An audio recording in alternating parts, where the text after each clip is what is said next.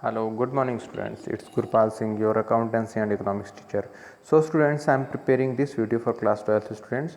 So class 12th students, I am going to start new chapter today, that is dissolution of partnership firm. So open chapter number 5, dissolution of partnership firm in your books. So first of all, I will tell you what is dissolution of partnership firm.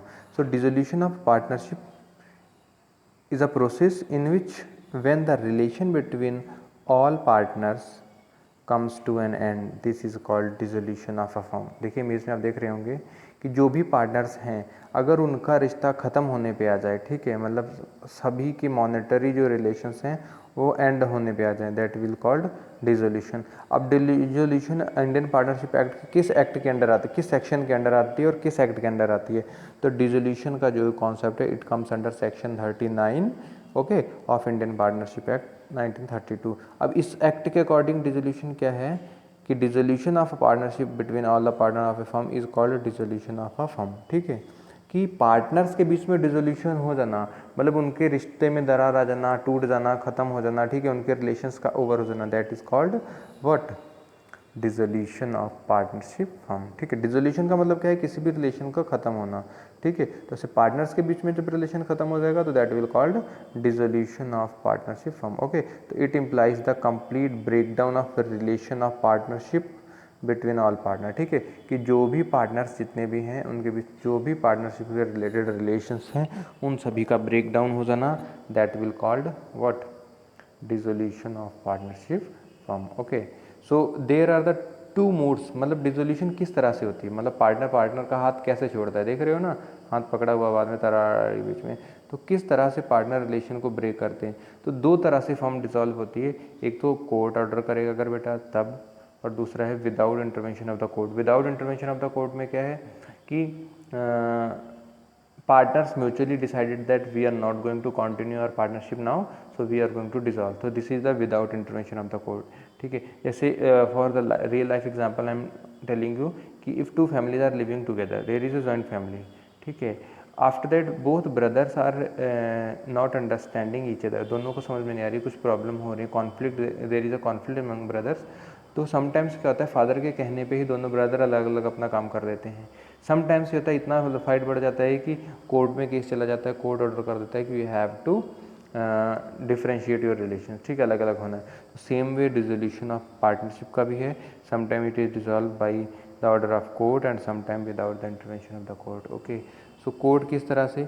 A partner में apply for getting the firm dissolve on getting such application by the partner, court में proceed the order of the firm the following the following circumstances. ठीक है, अब जो partner है वो किस किस सिचुएशन में फर्म को डिसॉल्व करने के लिए अप्लाई कर सकता है? तो फर्स्ट सिचुएशन है if any partner become of unsound mind. अगर कोई भी अनसाउंड माइंड है, ठीक है, तो उसको डिसॉल्व करने के लिए कोई दूसरा पार्टनर या खुद वो कोर्ट में अर्जी लगा सकता है. Okay, if a partner other than partner filing the suit is guilty of internationally and intentionally and persistently committing a breach in the partnership. ठीक है, या फिर कोई भी पार्टनर अदर पार्टनर्स के अलावा कोई बंदा है और वो दोनों के बीच में कॉन्फ्लिक्ट करा रहा है, अंडरस्टैंडिंग नहीं हो रही उस सिचुएशन में. Okay, if a partner other than the partner filing shoot, case कर रहा है कोई, उस सिचुएशन में हमारा कस्टमर ही हो सकता है, कंपनी के अगेंस्ट फाइल कर रहा है. If a partner other than the partner filing suit is guilty to law in with respect of misconduct, कोई भी मिसकंडक्ट हो रहा है तो उसके कंडीशन में कोई थर्ड पार्टी हमारे अगेंस्ट, फर्म के अगेंस्ट या पार्टनर्स के अगेंस्ट शूट कर रहा है यानी कि केस कर रहा है, उस सिचुएशन में if the court is satisfied that the business of the firm can not be carried on except a loss. ठीक है, कि अगर कोर्ट सेटिस्फाई हो जाता है कि हाँ ये बिजनेस लॉस बियर करेगा, ठीक है, और कोर्ट एग्री है बंद करने के लिए, इन that situation firm can dissolve. ठीक है, तो ये कोर्ट के ऑर्डर के अकॉर्डिंग ही सारा कुछ होगा. या फिर विदाउट इंटरवेंशन कैसे होगा? If all partner are willing hereby to agree dissolve firm, वो तो था कोर्ट के लिए, सारे पार्टनर राजी हैं बिजनेस को बंद करने के लिए. ठीक है, तो पहली चीज़ इसमें आप फर्म बंद कर सकते हो dissolve. On death of any partner, अगर किसी की डेथ हो गई है और वही एक मुखिया था फर्म को चलाने वाला, he was only the leader of running firm, in that situation also firm can be dissolve. और C point is on the expiry of duration of the firm. Either their life span होता है हर एक firm का licence का, तो licence अगर खत्म हो रहा है तो इन that situation without the intervention of the court the firm can dissolve. Okay, on completion of the venture, या फिर जो भी पार्टनरशिप का कॉन्ट्रैक्ट करा जाएगा, कहा था कि 5 years की पार्टनरशिप होगी, तो when the agreement will be over after that the partnership firm will dissolve automatically. तो these are the 4 points by which the firm can dissolve without intervention of the court. और दूसरा है कि जब कोई बंदा कोर्ट में लेकर के जाएगा या कोर्ट को कोई प्रॉब्लम हुई तो उस सिचुएशन में कोर्ट ऑर्डर करेगा, फर्म डिसॉल्व होनी है। Come to the next slide, circumstances of dissolution. ठीक है, कि किस किस केसेस में फर्म डिसॉल्व होती है। When a firm was constituted for a fix term on the expiry of the, मतलब फर्म की एक्सपायरी हो गई, लाइफ स्पैन खत्म हो गया उस सिचुएशन में, या फिर वेंचर कंप्लीट हो गया जैसे हम लोगों ने अभी लास्ट पढ़ा, या किसी की डेथ पे या रिटायरमेंट पे या फिर इंसॉल्वेंसी ऑफ पार्टनर पे। तो ये सारी कंडीशन ही है। ठीक है, इसमें चाहे कोर्ट के ऑर्डर से कर लें ऐसे कर ले, फर्म डिसॉल्व हो जाएगी। ओके, सो नेक्स्ट स्लाइड पे आते हैं। अब डिसोल्यूशन ऑफ पार्टनरशिप और फर्म में क्या फ़र्क है। देखो, डिसोल्यूशन ऑफ पार्टनरशिप में बिजनेस का कोई भी टर्मिनेशन नहीं हुआ, बिजनेस चलता रहेगा। ठीक है, फर्म में क्या हो गया, कोई कंपनी ही बंद हो गई, ठीक है, पार्टनर उसमें काम कर रहे तो फिर डिसॉल्व हो गए तो उससे फर्म डिसॉल्व हो जाएगी, तो बिजनेस ही बंद हो जाएगा। ठीक है, और डिसोल्यूशन ऑफ पार्टनरशिप में क्या होता है, या कोई नया आया या पुराना हो गया या शेयरिंग रेशियो चेंज हो गया, हर स्टेप पे फर्म तो पार्टनरशिप तो डिसॉल्व होती है, पर पार्टनरशिप फर्म जो है वो डिसॉल्व जब भी होगी जब कोई बहुत बड़ी सिचुएशन आएगी, सारे एसेट्स को बेच दिया जाएगा, लायबिलिटी को पे ऑफ करा जाएगा। ठीक है, पार्टनरशिप के डिसोल्यूशन के लिए कोर्ट का कुछ भी इंटरवेंशन नहीं होता है, पर फर्म के डिसॉल्व के लिए कोर्ट का ऑर्डर हो सकता है अप्रूवेबल। ठीक है, इकोनॉमी के रिलेशन जो है पार्टनर्स के बीच में ही रहते हैं, जब तक पार्टनरशिप चेंज हुई, पार्टनरशिप डिसॉल्व हुई तो चेंज हो जाता है सब कुछ। ठीक है, और इसमें क्या है, हर एक इकोनॉमिक रिलेशन जो है पार्टनरशिप में तो चेंज हो जाएगा, but dissolution of a firm में सभी का ख़त्म हो जाएगा। ठीक है, इसमें बुक्स क्लोज नहीं होती हैं। ठीक है, और इसमें सारे अकाउंट्स भी क्लोज हो जाते हैं। मैंने कहा ना, assets are sold off and liability will be paid off. Okay, it may not evolve dissolution of the firm. Partnership dissolve हो रही है, इसका मतलब ये नहीं आपकी कंपनी बंद हो रही है, उसमें पार्टनरशिप का रिलेशन कोई चेंज हुआ ना। Even they are changing their sharing ratio, either someone is retiring, either someone is admitting, either assets are evaluating, मतलब कुछ भी एग्रीमेंट में हल्का सा चेंज हुआ पार्टनरशिप के, वो डिसोल्यूशन ऑफ पार्टनरशिप है। बट फर्म का डिसोल्यूशन होना that means close down of the business, shutting down the business. ठीक है, तो अब हम लोगों को क्या क्या करना होता है जब फर्म की डिसोल्यूशन होती है, what are the points to be discussed. First of all we have to pass journal entry at the time of dissolution, then after that we have to prepare realisation account to know the actual loss or gain of the firm. Okay, then after that we have to prepare a capital account ki how much capital or how much money every partner is getting or he is paying, and after that we have to prepare a cash or bank account by which we can analyze that both the things are correct or not, कि जितना हमने liability का payment करा है उतना asset से भी income हुई है या नहीं हुई है। ठीक है, so what are the journal entries. देखिए, first of all we have to transfer all the assets into the debit side of realization and liability to credit side. Later जितने भी असेट्स सेल होंगे उनको क्रेडिट साइड ट्रांसफ़र करते जाएंगे, liabilities का payment होगा तो डेबिट साइड करते जाएंगे। ठीक है, तो आपको जर्नल एंट्रियाँ बताता हूँ, आप लोग नोट करते चले जाइए। Whenever we transfer assets to realization, तो realisation account debit to sundry asset. ठीक है, narration as being asset transfer to realization, note कर लीजिए। सेकंड है लाइबिलिटी को भी ट्रांसफ़र करा जाएगा, तो sundry liabilities account debit to realisation. बहुत ज़रूरी है एंट्रियाँ, नोट करते जाइए इनको और लर्न कर लीजिएगा। ठीक है, थर्ड है अगर कोई एसेट सेल होगा, आपके पास क्या है कि कैश आएगी ना, और फर्म से क्या हो रहा है, एसेट रियलाइज हो रहा है, so for that when asset sold in that situation you have to write cash and bank account debit to realisation account. Okay, and when liabilities are paid off, you are paying cash, आपके पास से जा रहा है तो cash will be credited and realisation account will be debited. If some partner is taking assets, so in that case you have to debit partners capital account, आपको debit करना पड़ेगा और टू रियलाइजेशन करना होगा। ठीक है, अगर कोई लाइबिलिटी पार्टनर पे कर रहा है इन दैट सिचुएशन पार्टनर क्रेडिट हो जाएगा, रियलाइजेशन डेबिट हो जाएगा। ठीक है, आफ्टर दैट अगर कोई अनरिकॉर्डेड एसेट सेल हो रहा है तो भी आपके पास कैश तो आएगा ही ना, cash account debit to realization. If you are paying unrecorded liability you are paying cash, realization account debit to cash और bank. If overdraft is paid by the firm in that case cash is again going to bank overdraft debit to cash. If expenses are paid by firm in that situation realization account debit to bank, उसमें भी हो जाएगा। ठीक है, ये समझ में आ गई एंट्रियाँ सारी, प्लीज़ नोट कर लीजिए इन्हें।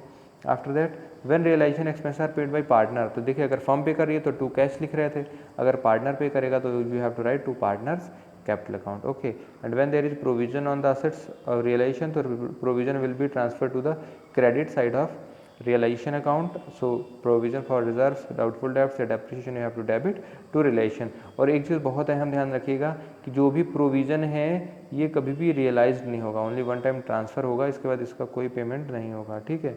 When realisation profit is transfer, profit हो गया तो realisation debit to partner capital account. जैसे रिवोल्यूशन में हम लोग प्रॉफिट बांटते थे, in the same way we have to divide profit in realisation. अगर लॉस हो गया तो जैसे रिवोल्यूशन में लॉस ट्रांसफर होता था, सेम वे में पार्टनर कैपिटल इधर भी डेबिट हो जाएंगे, टू रियलाइजेशन ये भी हो जाएगा। Okay, so please note down all these entries.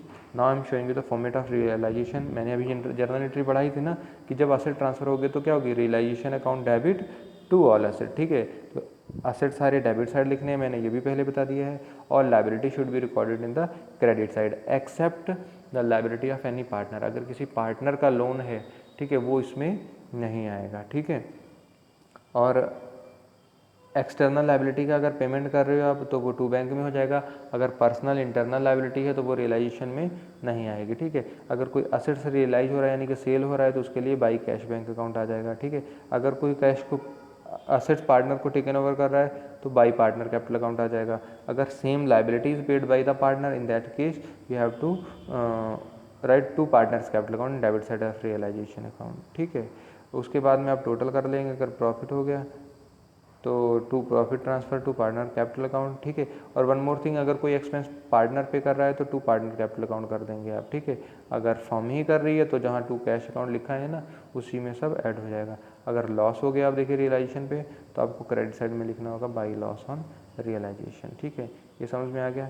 अब एक चीज़ ध्यान में रखिए, all liabilities must be paid off whereas assets will not be sold off if no information regarding sale of assets is given in adjustment. देखिए आपको liability को तो paid of करना ही करना है, चाहे क्वेश्चन में इन्फॉर्मेशन दी गई हो या ना दी गई हो। पर अगर कोई भी असेट दे रखा है और उसके सेल की इन्फॉर्मेशन नहीं है, देन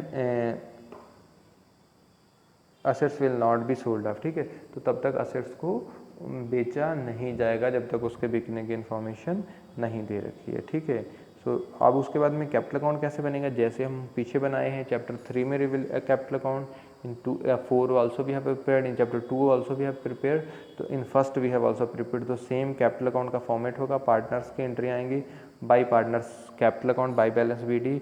आफ्टर दैट अगर कोई जनरल रिजर्व है तो वो आ जाएगा, प्रॉफिट एंड लॉस है तो वो ट्रांसफर हो जाएगा। अगर कोई पीएल असेट्स में दे रखा है क्वेश्चन के तो वो डेबिट में आ जाएगा, गुडविल दे रखी है तो वो भी यहाँ आ जाएगी, ठीक है। उसके बाद रिवलाइजेशन का प्रॉफिट हुआ है वो ट्रांसफर हो जाएगा, किसी पार्टनर ने लायबिलिटी पेमेंट करी है तो वो आ जाएगी, ठीक है। उसके बाद अगर if there is loss on realization तो you have to transfer to debit side to realization. If any asset is taken over by partner then you have to write to realisation account, okay. And next more, if after that the credit side will be greater, debit will be lower, so you have to write to bank account for the final payment, ठीक है। समझ में आ गया। Capital account का format भी note कर लीजिए, these all things are mentioned in your book also. So अगर आपको यहाँ से कुछ डाउट लग रहा है you can prepare format from your book also, ठीक है। आप बुक की भी हेल्प ले सकते हैं। After that we will prepare cash and bank account. देखिए कैश का अगर असेट साइड कैश बैलेंस दे रखा है so you have to write to balance B D. अगर ओवरड्राफ्ट दे रखा है तो you have to write by balance B D. वो एंट्री यहाँ पे मैंने रिकॉर्ड नहीं करी है, ठीक है। आफ्टर दैट जितना भी पेमेंट हुआ है लायबिलिटीज़ के लिए, ठीक है, जैसे पार्टनर का लोन पेमेंट करने हुआ है तो उसको बाई पार्टनर कैपिटल अकाउंट कर दोगे। अगर रियलाइजेशन में जो लिखा गया था टू बैंक अगर पेमेंट हुआ था एक्सपेंसेस का वो भी आप लिखेंगे यहाँ बाई रियलाइजेशन अकाउंट, ठीक है। फिर कैपिटल अकाउंट में जो लिखा गया था टू बैंक सारे पार्टनर को पेमेंट करा गया था वो आपको लिख देना है बाई पार्टनर कैपिटल अकाउंट, ठीक है। उसके बाद में अगर पार्टनर्स लोन अकाउंट है, किसी भी पार्टनर का लोन पे किया गया है, ठीक है, तो वो भी आपको डेबिट साइड में लिख देना है, ठीक है। अगर कंपनी ने पार्टनर से ले रखा था वो इधर आ जाएगा, ठीक है। उसके बाद में अगर किसी पार्टनर ने कोई कैश ब्रिंग करी है, ठीक है, तो टू पार्टनर्स कैपिटल अकाउंट आ जाएगा, उसमें भी आ रही बात समझ में। और असेट्स जो रियलाइज हुए थे उससे जो भी पेमेंट रिसीव हुआ था for that you have to write realisation account debit, ठीक है। जितने एसेट रियलाइज हुए थे पेमेंट आया था वो सारा यहाँ आ जाएगा, ठीक है। After that keep in your mind, अगर तो आपकी दोनों साइडें बराबर आती हैं, जैसे in chapter 3 and 4 we I have told you कि both the sides of balance sheet should be equal. अगर इक्वल आ रही हैं तो आपका आंसर करेक्ट है। Same thing will be applied here, यहाँ पे भी वही चीज़ बेटा होगी। ठीक है, आ गया समझ में? सो नोट कर लीजिए फॉर्मेट कैश फ्लो और बैंक अकाउंट का भी। अब देखिए एक चीज़ बताता हूँ आपको, what is the difference between revaluation and realisation. We prepare revaluation account at the dissolution of partnership. Partnership dissolve होती है तो रिवैल्यूएशन अकाउंट होता है, और इफ फर्म डिसॉल्व होती है, पार्टनरशिप फर्म डिसॉल्व होती है, सो रियलाइजेशन अकाउंट प्रिपेयर होता है। ठीक है, so the purpose of revaluation account is to calculate loss और gain on the revaluation of assets and liabilities. ठीक है, एसेट लायबिलिटीज़ पे क्या लॉस या गेन हो रहा है उसको कैलकुलेट करने के लिए we prepare revaluation account, and realisation account is prepare to organize the loss और gain after realizing assets and liabilities. ठीक है, अब रिवैल्यूएशन अकाउंट की ज़रूरत पड़ती है एडमिशन या रिटायरमेंट या डेथ के टाइम पे, बट रियलाइजेशन की ज़रूरत पड़ती है जब फर्म डिसॉल्व होती है। ठीक है, इसमें रिवैल्यूएशन में जो प्रॉफिट होता है रिवैल्यूएशन का या लॉस होता है that will be divided among old partner in their old ratio. Same thing will be applying here in realisation, उसमें भी वही होगा, सारे पार्टनर्स को, सॉरी इसमें तो जो न्यू आता था उसको या रिटायर हुआ था उसको नहीं मिलता था, सॉरी न्यू पार्टनर को, बट यहाँ पे अगर प्रॉफिट या लॉस हुआ तो फर्म में जितने भी पार्टनर हैं सभी को लॉस बियर करना पड़ेगा। Okay, so now by the help of one question I will explain now question 4 question from your book, that questions are question number 2, question number 5, question number 7 and question number 10। तो ये question tick कर लीजिए। First of all we are going to solve question number 2 from D K Goyal book, so please open your book, chapter number 2, sorry chapter number 5 question number 2। So first कह रहा है expense of realisation 8000 है। मैंने क्या कहा था, जब एक्सपेंसेस पेड होंगी तो क्या होगा, realisation account debit to cash account. ठीक है, पहली एंट्री हो गई। फिर उसके बाद में एक्सपेंस ऑन रियलाइजेशन पर पेड बाय पार्टनर, तो realization expense debit to partner capital account. ठीक है, उसके बाद रियलाइजेशन एक्सपेंसेस पर paid by Tushar but paid by firm, तो यहाँ पे भी क्या हो जाएगा, realization debit to bank, firm pay कर रही है ना, मेट तुषार के द्वारा हुई थी। उसके बाद सुरेश पार्टनर है, उसको रिमुनेशन मिला है 10,000 का। ठीक है, उसके बाद वीरू पार्टनर है, उसको रिमुनेशन मिला है 15 का, साथ साथ में एक्चुअल एक्सपेंस हो रहा है 20,000 का। ठीक है, और ये सारी चीज़ें अभी बताऊंगा, पहले क्वेश्चन पढ़ लेते हैं। 6 point is that relation expense among 1500 were paid by the firm, 10,000 born bye partner, 15,000 firm ने पे करा है, 10,000 पार्टनर ने बॉर्न करा है। उसके बाद 7th आता है गौरी पार्टनर है, 25,000 रिमुनरेशन मिल रही है। ठीक है, और उसको सारी एक्सपेंसेस बियर करनी है, और फर्म पेड एक्सपेंस कितनी है, 5,000 की है। ठीक है, तो ये सारा क्वेश्चन था, मैंने एंट्रियाँ आपको लगभग बताई ही हैं पीछे, सेम एंट्रियों के तरीके से पास होगा। Still I am going to solve all the entries of this chapter. Okay, so first entry तो मैंने आपको बताई दी थी, relation account debit to cash account होगी, तो वो आप पास कर दीजिए, बाकी फॉर्मेट बना लीजिए, फिर मैं बढ़ता हूँ आगे क्या क्या एंट्रियाँ पास होंगी इसमें। ठीक है, सारी चीज़ें आपको बता देता हूँ।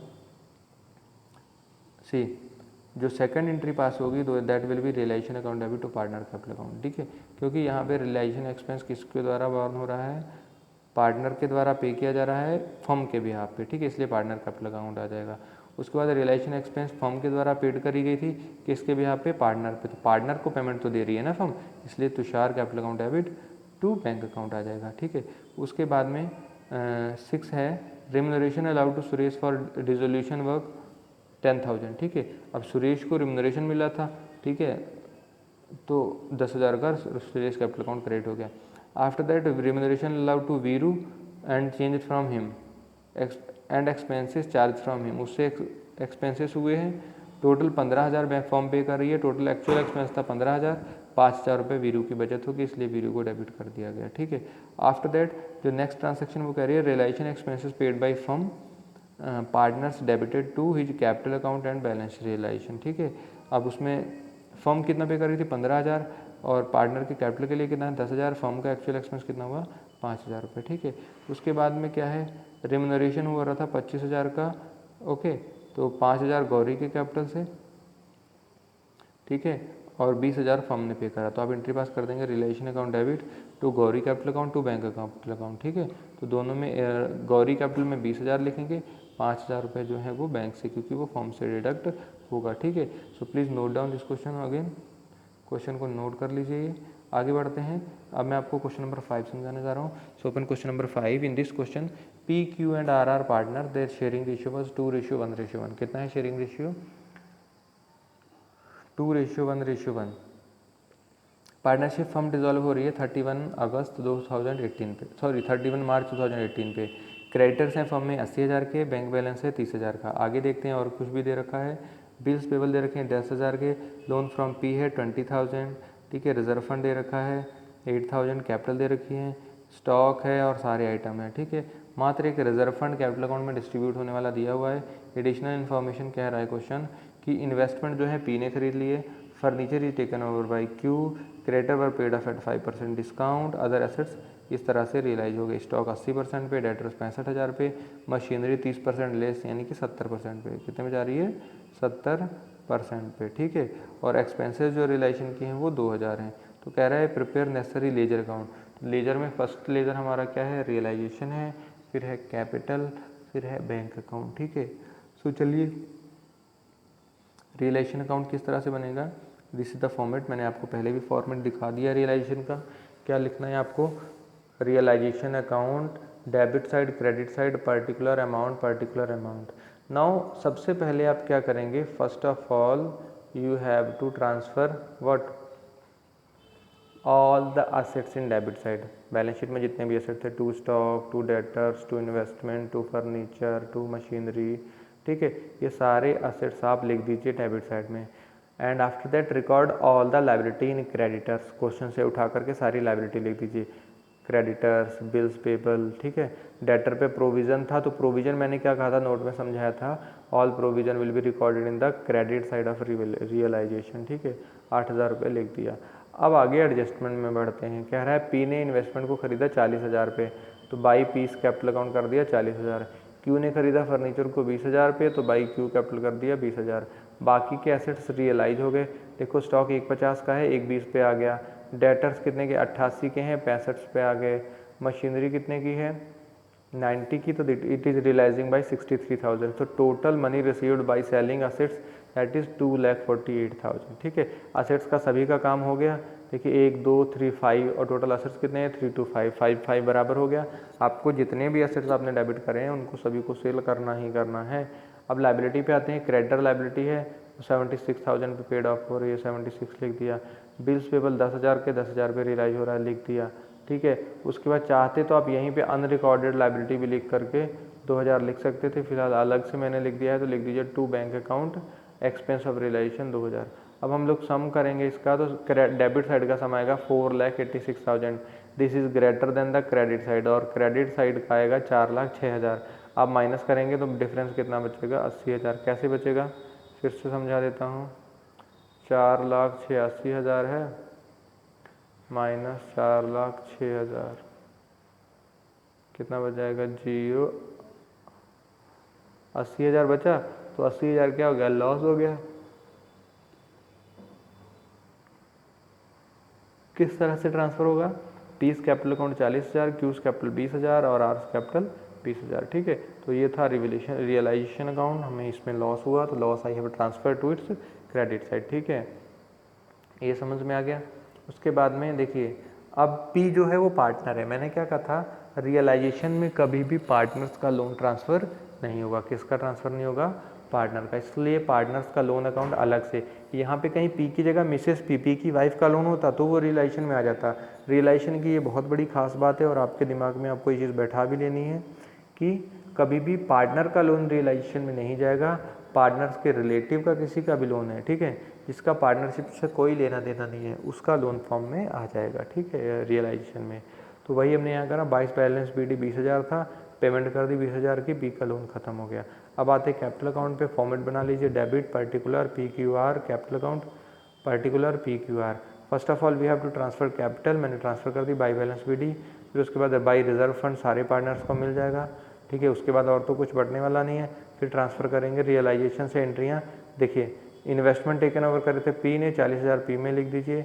उसके बाद में फर्नीचर टेकन ओवर करा था क्यू ने, तो आप क्यू के कॉलम में 20,000 लिख दीजिए, ठीक है। उसके बाद में लॉस ऑन रियलाइजेशन हो रहा था 80,000 का, तो वो भी सभी पार्टनर को बेयर करना पड़ेगा। तो टू रियलाइजेशन अकाउंट 40,000 20,000 20,000 तीनों को आ जाएगा। अब हम टोटल करेंगे तो क्रेडिट साइड का सम आएगा 2,04,400, उसमें से डेबिट का माइनस कर देंगे कितना? 80,000, तो 1,24,000 बच जाएगा, ठीक है। इन द सेम वे जो क्यू है, क्यू का करेंगे 1,02,000 आएगा, उसमें से 40,000 माइनस कर देंगे तो कितना बचेगा? 62,000, ठीक है।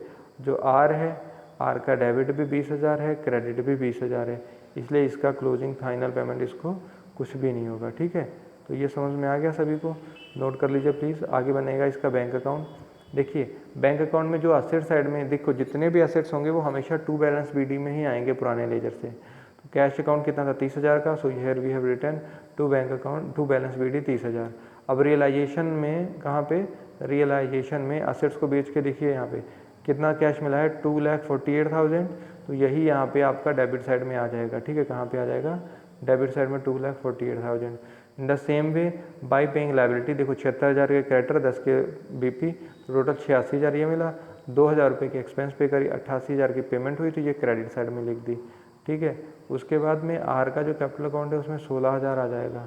ठीक है, क्योंकि इसने आर ने कुछ ना कुछ खरीदा होगा, नहीं खरीदा कुछ नहीं है एक्चुअली, इसकी 20,000 डेबिट साइड ज़्यादा थी और क्रेडिट कम थी, क्रेडिट 4,000 थी, तो 20 से 4 माइनस होगा कितना बचेगा 16,000। तो this will be the balancing figure. ठीक है, अब बाई बैंक है ना, इसलिए हम लोग को यहाँ क्या लिखना पड़ेगा 2 आर्स कैपिटल अकाउंट।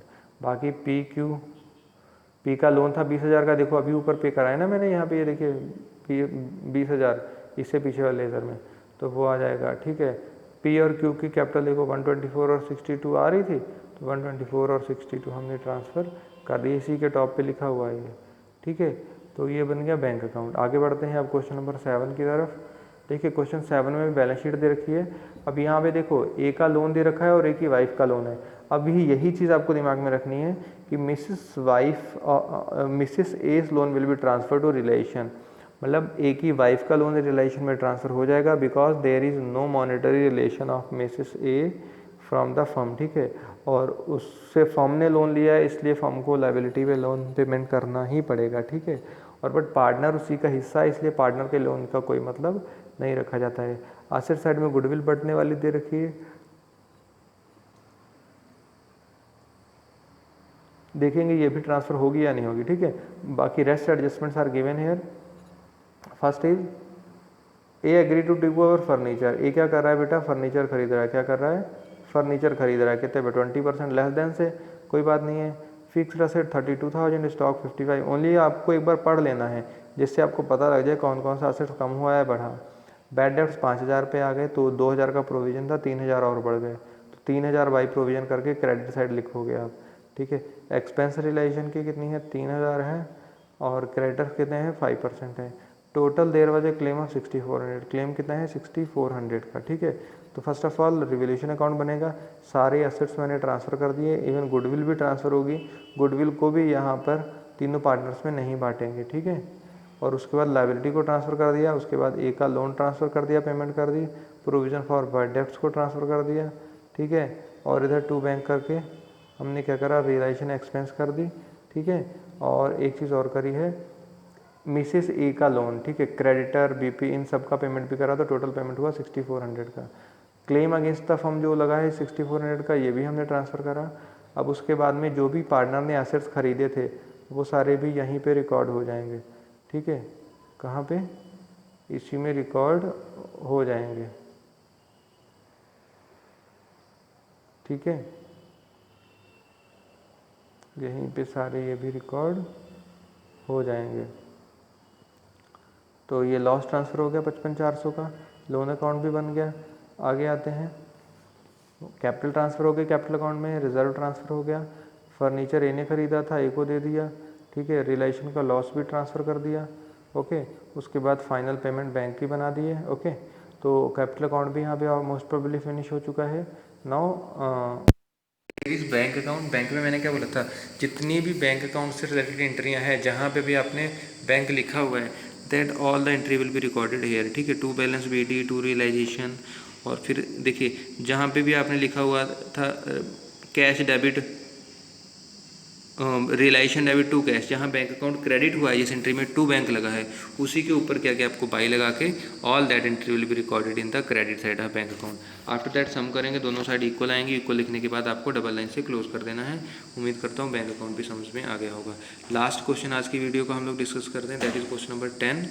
देखिए क्वेश्चन नंबर 10 में क्या है, क्वेश्चन नंबर 10 में क्या है students, there is Pritam and Naresh partner. कौन पार्टनर है, प्रीतम नरेश। एक चीज़ दिमाग में बैठा लीजिए, बैलेंस शीट पढ़ते ही अगर आपको कुछ नहीं आता है तो सीधे आप लोग क्या करें, असेट्स को डेबिट साइड ट्रांसफ़र कर दें, लायबिलिटीज़ को क्रेडिट साइड, एक्सेप्ट कैश को छोड़ के, पार्टनर्स के लोन को छोड़ के और कैपिटल अकाउंट को छोड़ के, और प्रॉफिट एंड लॉस या जनरल रिजर्व जो ट्रांसफ़र होने वाला है कैपिटल अकाउंट में, इनको छोड़ के। और हाँ, जो गुडविल बुक्स में बैलेंस शीट में अपीयर है वो आप कैपिटल अकाउंट में ट्रांसफ़र नहीं करेंगे जब तक कोई फर्दर इन्फॉर्मेशन नहीं है, आप उसको रियलाइजेशन के ही डेबिट साइड ट्रांसफ़र कर दीजिए। ठीक है स्टूडेंट्स। सो यहाँ पे देखिए बैलेंस शीट आपके पास दे रखी थी, कुछ भी डिस्ट्रीब्यूट होने वाला नहीं दिख रहा है। अब आके कह रहा है कि assets realising, stock at 20,000, BR at 38,000, furniture 5,100, machinery 35,000, debtor 10% less than the book value. ठीक है। उसके बाद सन्ट्री क्रेडिटर 5% पे आ रहे हैं। प्रीतम अपनी वाइफ का लोन देने के लिए राजी है। तो जब अगर कोई पार्टनर अपने किसी भी फर्म को फर्म के पे करने को एग्री है तो उसमें टू बैंक नाम लिख करके we have to write to partners capital account. ठीक है। नरेश आउटस्टैंडिंग रेंट देने को राजी है। तो चलिए कैसे करेंगे, फर्स्ट ऑफ ऑल हम लोग रियलाइजेशन अकाउंट बनाएंगे। तो जितने भी देखो असेट्स हैं सारे हमने पहले रिवैल्यूएशन की डेबिट साइड में ट्रांसफ़र कर दिए। ठीक है। जितनी भी लायबिलिटीज़ हैं वो सारी हमने क्रेडिट साइड में ट्रांसफ़र कर दी। ठीक है। प्रोविज़न सारा जो भी डेटर्स नीचे टू प्रोविज़न लिखते हैं उसको आपको क्रेडिट साइड में ट्रांसफ़र करना है, उसके बाद सेल नहीं करना है। अब देखो जो जो असेट रियलाइज़ हो रहे हैं आप उनको बाई बैंक के नीचे लिख दीजिए। जैसे स्टॉक गया स्टॉक लिख दीजिए, BR गया BR लिख दीजिए, फर्नीचर गया फर्नीचर, जितने का जो जा रहा है आप उतने का लिख दीजिए। ठीक है। अगर कोई लॉस पे जा रहा है तो लॉस का। तो टोटल 1,01,400 रुपये हमारे पास आ गया असेट्स को सेल करने के बाद। ओके। आफ्टर दैट लाइबिलिटीज़ का पेमेंट कर दीजिए, टू बैंक लिख लीजिए। क्रेडिटर का पेमेंट हुआ, क्रेडिटर 34,200 लिख दीजिए। अगर यहाँ कोई और भी लाइबिलिटी है जो फर्म से पे हो रही है जैसे एक्सपेंसेस, तो इसी के नीचे एक्सपेंसेस भी लिख करके जिस तरह से हमने ये फॉर्मेट बनाया है ऐसे ही हम ये भी लिख सकते हैं 34,200 और एक्सपेंस 800 तो टोटल 3,500 बाहर लिख सकते थे। अगर अलग अलग लिखे हैं तो भी कोई दिक्कत नहीं, आपको उतनी जर्नल एंट्रियाँ ज़्यादा पास करनी पड़ेंगी। देखिए प्रीतम जो है वो अपनी वाइफ का लोन पे कर रहा है, that is why I have written to Pritam's capital account. ठीक है, नोट कर लीजिए। उसका नरेश आउटस्टैंडिंग रेंट दे रहा था, so that's why I have written here to Naresh capital account. ठीक है, ये लिख दिया। ओके। अब हम टोटल करेंगे तो डेबिट साइड का सम आ रहा है 16,100, क्रेडिट का जो है वो अराउंड 150 आएगा। तो 14,700 का फर्म को क्या हो गया, लॉस हो गया। तो नोट कर लीजिए प्लीज़ इसको, रियलाइजेशन अकाउंट ये था। ठीक है।